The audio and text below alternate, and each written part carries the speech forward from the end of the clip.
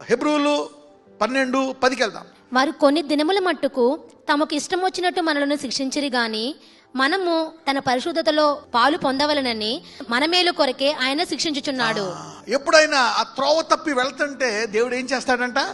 శిక్షిస్తాడు. కొన్ని కష్టాలు పడతాడు, కొన్ని బాధలు పెడతాడు. ఎందుకు? మళ్ళా సరళమైన త్రోవలోకి వెళ్ళి, ఇక్కడ ఒక మాట ఉంటుంది, తన పరిశుద్ధతలో ఏం పొందుకోవాలంట? పాలు పొందుకోవాలి. సో ఈ కష్టాలు చిక్కులు ఎందుకు వస్తాయి? ఎందుకు అంటే పరిశుద్ధతలో పాలు పొందుకోవాలని. ఈ యాత్రలో నువ్వు పరిశుద్ధత నేర్చుకోవాలని. You need to learn. నీ బ్యాక్గ్రౌండ్ ఎలాగైనా ఉండని, as long as you want to learn, you can go to heaven. If you can repent and learn, నీవు పశ్చాత్తాపడి, if you accept the blood and repent, will go to heaven. So God wants the holiness. Holiness is the highway for the journey. Without holiness, there will be hindrances in the journey. May all your hindrances be stopped from today. Okay, మీ సులువుగా చిక్కులు పెట్టు ఆటంకములన్నీ ఈ రోజుతో ఆగిపోవునుగాక.